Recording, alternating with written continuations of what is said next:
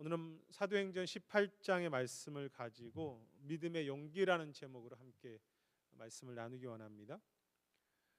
UCLA에서 의학대학에서 신경학과와 알츠하이머 병을 연구하는 마크 센이라고 하는 교수가 편안함의 배신이라는 책을 쓰셨는데요. 편안함의 배신. 그 책의 서브타이틀 부제목은 편리함이 어떻게 우리의 삶을 망가뜨리는가 하는 것이었습니다.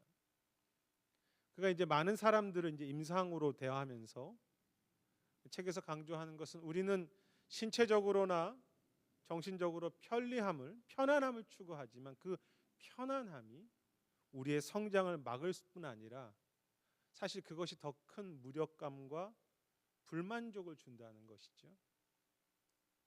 편안함을 추구했는데 더 불편하다는 것입니다. 그 예로 스마트폰이나 쉽게 모든 것을 얻을 수 있는 그런 정보가 있는 스마트폰이나 패스트푸드 음식, 또 내가 원하면 언제나 바로 얻을 수 있는 여러 가지 음악들, 영상들이 편안하다고 말하지만 오히려 우리를 나약하게 하여서 더 많은 공황장애를 만들고 진정한 만족과 또 우리 삶이 어떤 삶인지 그 목적도 그 편안함이 잃어버리게 한다는 것입니다. 그래서 편안함에서 벗어나서 불편함을 받아들일 수 있는 용기가 필요하다고 그 책에서 이야기합니다. 왜 우리는 어떤 새로운 도전과 용기보다는 그것을 잃어버리고 이 편안함에 혹은 그냥 멈추어 있는 것에 우리가 거기에 머물게 될까요? 그것이 인간의 본성이기도 하겠죠. 편안함을 추구하는 욕심이기도 하지만 사람이 어떤 시간이 지나면서 익숙해진다고 할까요?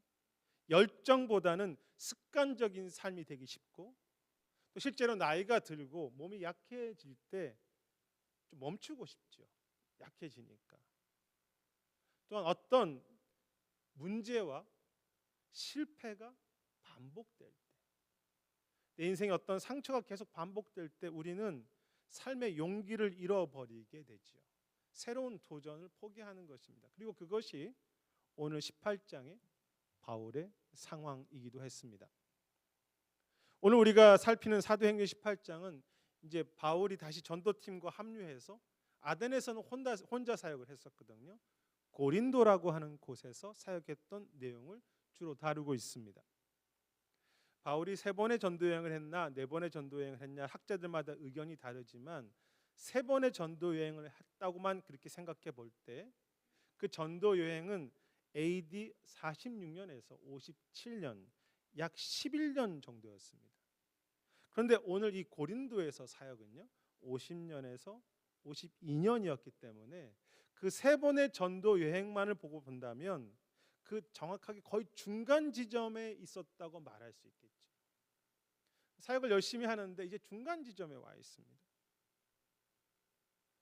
물론 이 바울이 그 가운데서 전도나 또 복음 사역을 멈춘 것은 아니지만 바울도 인간이기 때문에 시간이 지나면서 거기에 익숙해지거나 지칠 수도 있었겠죠. 그리고 무엇보다 바울을 계속 힘들게 하는 문제가 똑같이 반복되었습니다.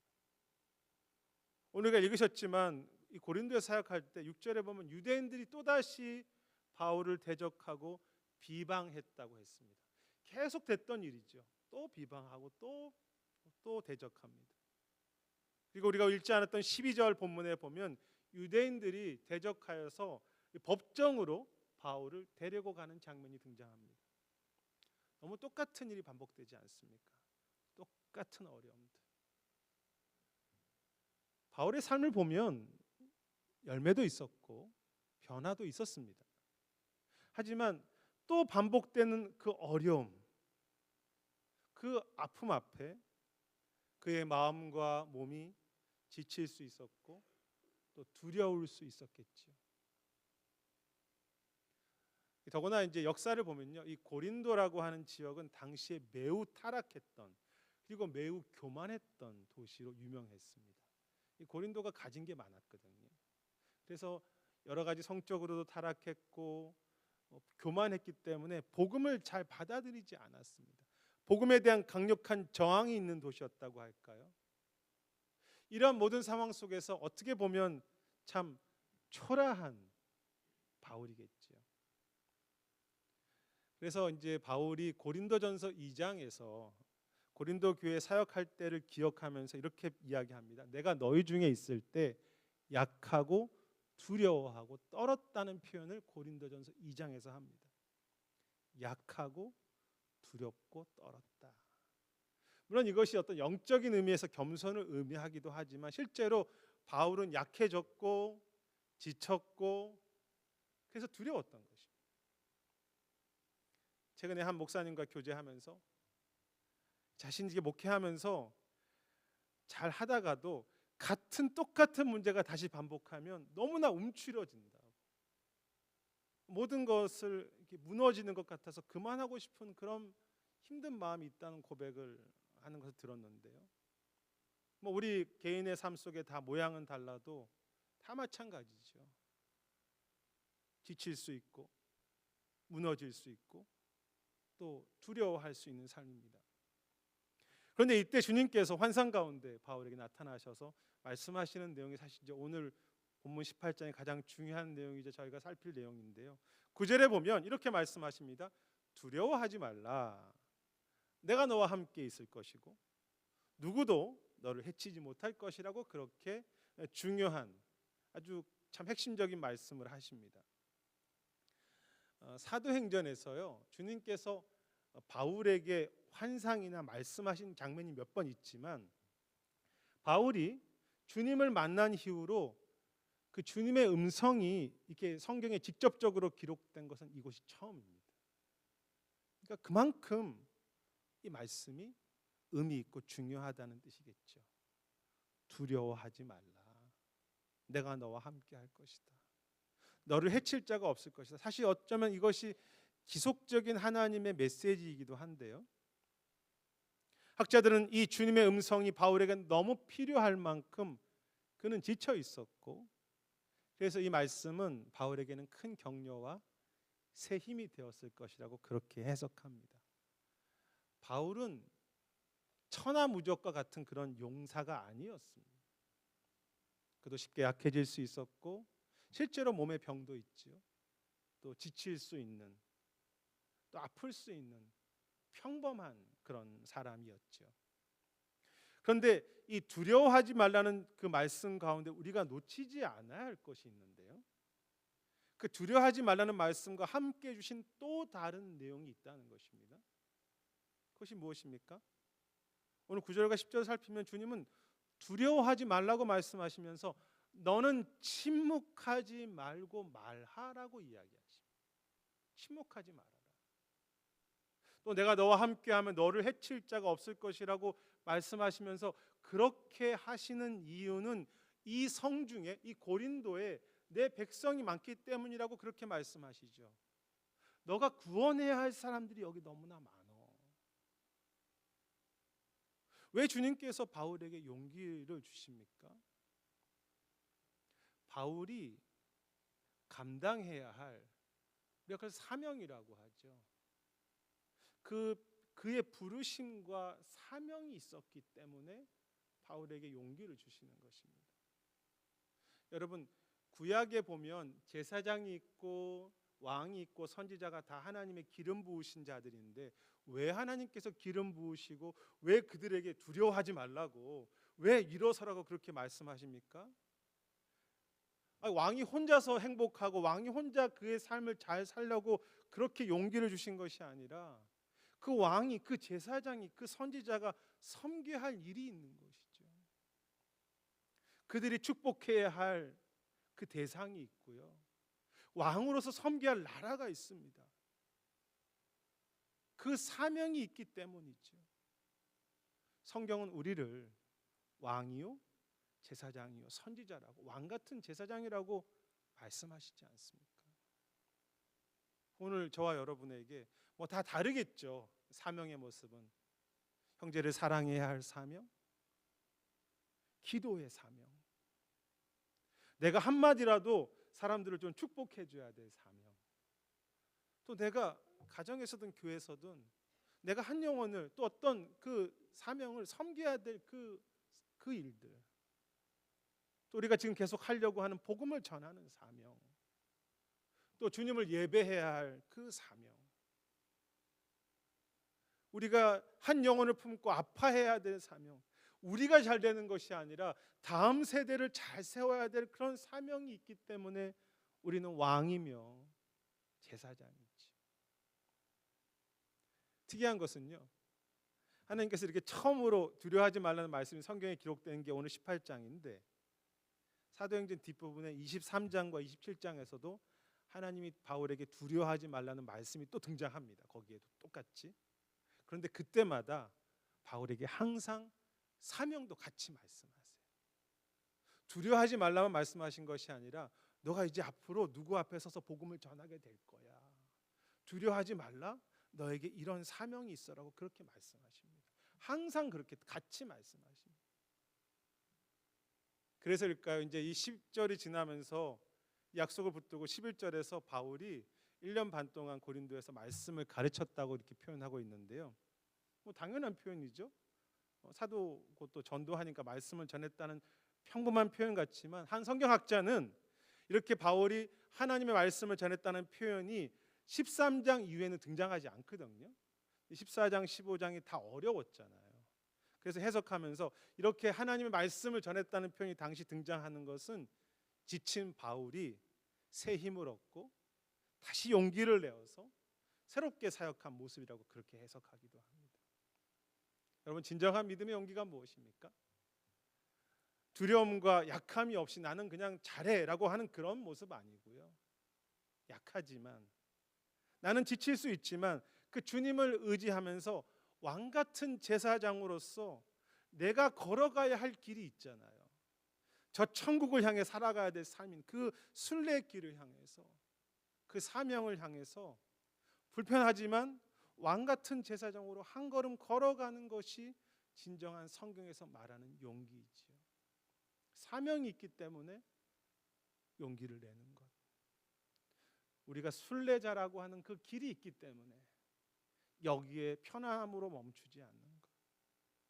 나에게 주신 사명을 품고 다시 일어서서 한 걸음 용기를 내는 것. 모험이 있는 믿음이라는 책이 있습니다. 이 마이클 프로포스라고 하는 분이 쓰신 책인데요. 모험이 있는 믿음. 제목이 좋지 않습니까?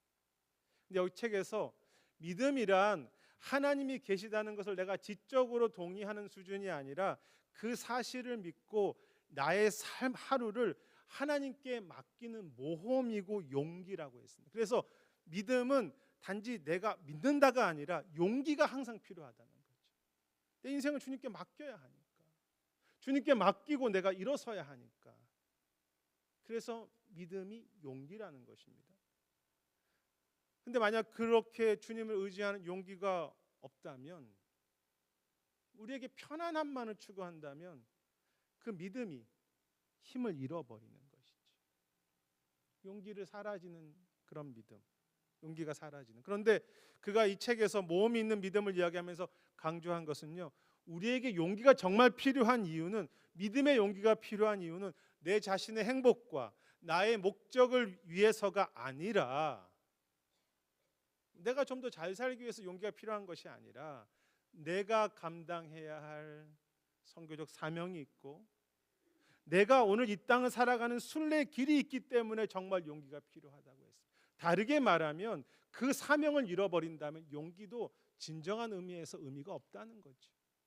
내가 편안하기 위한 용기가 아니라는 것입니다. 선교적 사명이 있기 때문에, 나를 부르신 이 땅의 목적이 있기 때문에 내가 여기서 멈추지 않고 용기를 내어서 다시 일어서는 것입니다. 최근에 여론조사에 의하면 이 시대의 교회와 성도들이, 죄송합니다, 더 편안하고 나 중심적인 모습으로 그렇게 바뀌어 간다고 했습니다. 갈수록 더 편안함을 추구하는 기독교가 된다는 것이죠. 그래서 내가 불편하면 순종하지 않는다고 했습니다. 사실 순종은 불편함이 있는데 내가 불편하면 따르지 않는 것입니다. 주님. 하지만 정말 앞에 살핀 것처럼 인생의 모습도 편리함을 추구하면 그것이 병이 되는데, 나의 편안함을 추구하는 신앙은 믿음의 용기를 잃어버리게 하고요. 내가 걸어가야 할 길이 어떤 길인지, 순례자의 길인지 잃어버리고 그냥 이 땅에 살아가는 것입니다. 내 사명, 주님께서 나를 왜 이 땅에 보내셨는지, 그냥 내 유익만을 위해서 인생의 그 목적을 잃어버리고 내가 오늘 감당해야 할 순종도 다 잃어버리고 살게 되는 거죠. 어떤 분이 최근에 저에게, 목사님을 처음 만났을 때는 40대 초반이었는데 이제는 벌써 50대 중반을 넘어서 많이 늙으셨네요라고 그렇게 하셨습니다. 어른들 앞에 죄송합니다. 근데 보니까 그분이 더 늙으셨더라고요. 자기도 늙으셨는데 목사님 많이 늙으셨어요. 그래도 제가 여러분 보기에는 40대 초반으로 보이지 않습니까? 그렇죠. 권사님 너무 저를 비웃으시는 것 같은데. 그렇죠. 30대 후반으로도 보이죠. 우리가 나이가 들 수 있지만 용기는 잃지 않았으면 좋겠습니다. 우리가 어떤 것에 익숙해질 수 있지만 믿음의 용기는 식어지지 않고 그 순례를 향해서 주 앞에 서는 날까지 내 마음의 그 열망과 열정이 식어지지 않아야겠죠. 지난 몇 년간 이 교회 개척 운동에 함께 했고요. 또 다른 교회들이나 목사님들과 함께하는 그런 모임을 가지고 또 후배들을 이제 코치하는 그런 사역들을 할 때, 후배 목사님들을, 그것이 저에게 유익이 되어서 한 것은 아닙니다. 아니 또 그렇게 하면 내가 좀 괜찮은 목회자라고 생각해서, 의롭다고 생각해서 한 것도 아닙니다. 저도 편하는 것이 사실 좋습니다. 근데 우리가 전도하고 선교하는 것 역시 불편하죠. 여러분, 시간을 내어서, 내 시간을 떼어서 기도하고 바쁠 때 성경 읽기도 불편합니다. 하지만 이 모든 것이, 그것이 교회를 개척하는 것이든 다음 세대를 세우는 것이든 말씀을 읽는 것이든 우리가 가야 할 길이잖아요. 우리에게 부르신 목적이 순례의 길이고 사명이지 않습니까? 우리 교회를 통해서 다음 세대를 세워가야 하잖아요. 그렇기 때문에 가는 것이죠. 불편해도. 그리고 그렇게 지난 삶을 돌이켜보면 그것을 기억하고 불편하지만 다시 걸어갈 때 주님이 오늘 말씀처럼 저와 함께 하셨고요. 두려워하지 않게 하셨고, 새로운 힘과 또 기쁨과 또 자주 실패는 하지만 또 용기를 주셨다고 분명하게 고백할 수 있습니다. 주님이 말씀하십니다. 너는 왕 같은 제사장이야. 그러니 편안함에 병들지 말고, 또 반복된 실패가 있다고 낙심하지 말고 다시 일어서라고. 내가 너와 함께하고 아무도 너를 해치지 못할 것이고 끝까지 내가 너를 지킬 것이라고. 너를 통해서 이루어야 될 나의 사명이 있다고. 그런데 오늘 본문에서 바울이 용기를 내어서 이제 부르심과 본향을 향해서 한 걸음 걸어갈 때 바울의 생각을 넘어서는, 아니 조금은 바울의 생각과는 조금 다른 주님의 일하심을 보게 됩니다. 읽지 않았지만 12절에 앞에서도 잠깐 언급했듯이 유대인들이 바울을 그 지방 총독에게 끌고 가서 바울이 불법을 행했다고 그렇게 고소합니다. 고소를 당한 바울은 그때 이제 자기가 변호해야 하잖아요. 이제 설명하는 것이죠. 디펜스 해야 됩니다. 그런데 14절에 보면 바울이 입을 열고자 할 때 그 지역의 총독, 그러니까 재판관을 담당하는 그 총독이 바울을 대신해서 자신이 변호해주고 설명해주게 됩니다. 아니 무슨 그런 일이 있습니까? 재판관이 있고 고소하는 사람이 있으면 내가 변호해야 하는데 재판관이 스스로 나를 변호하는 것입니다. 물론 여기에 총독이 이렇게 한 것이 그가 믿음이 있어서 이렇게 한 것은 아닙니다. 어쩌면 바울의 의견을 듣고 싶지 않은 마음과 바울의 생각을 쉽게 생각하면서 자신이 직접 대답할 수도 있었겠죠, 이 장면에서. 그런데 중요한 사실은 이 총독의 답변이요, 로마 사회가 교회를 공식적으로 인정해준 첫 번째 법이 됩니다.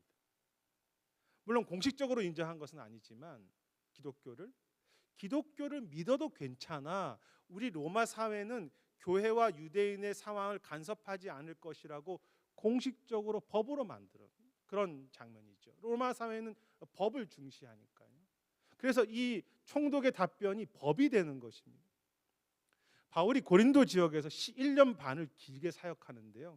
그가 그렇게 머물고 있었던, 다른 곳에는 또 쫓겨갔는데 그가 1년 반을 머물 수 있었던 이유 중에 하나가 이 법적인 문제가 해결돼서입니다. 도망가지 않아도 되는 거죠. 왜? 로마 사회에서는 자기를 어렵게 하지 않으니까. 근데 그것을 누가 한 것입니까? 바울이 디펜스한 게 아닙니다. 바울이 설명한 게 아니라 총독이, 예수님을 믿지 않는 총독이 그렇게 해준 것입니다. 그런가 하면 이 고린도 지역에서 브리스길라하고 아굴라라고 하는 유명한 평신도를 동역자로 왔는데, 이 사람들은요 목회자를 양육해 줄 수 있는 그런 평신도였습니다. 그만큼 성숙한 사람들이었어요. 바울보다 브리스길라와 아굴라라고 하는 신실한 동역자들이 이 18장에 등장하고 있습니다. 그리고 읽지 않았지만 18장 24절부터 갑자기 아볼로라고 하는 인물이 나와요. 아볼로는 참 말씀을 언변이 좋았다고 합니다.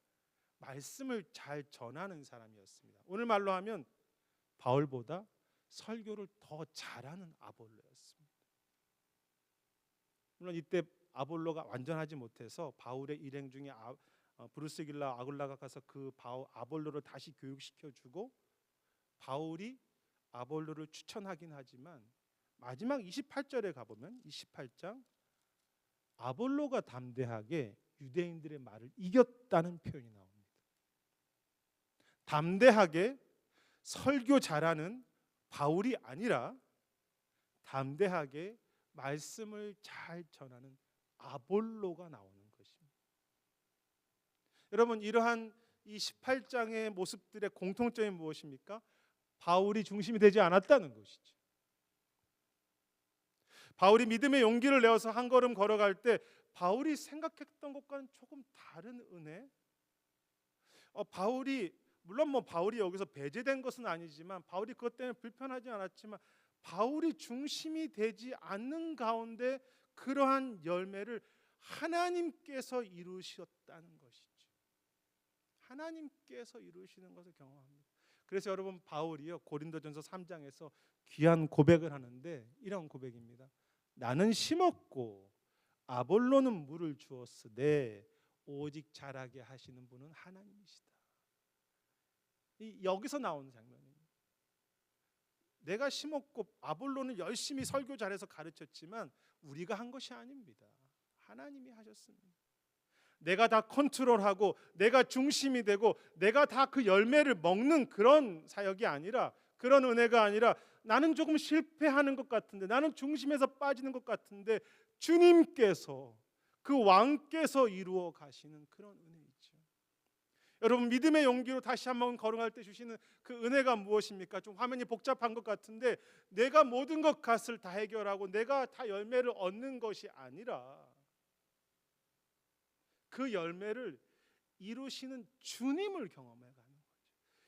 일이 완성을 경험해 가는 것이 아니라 주님을 경험해 가는 것입니다.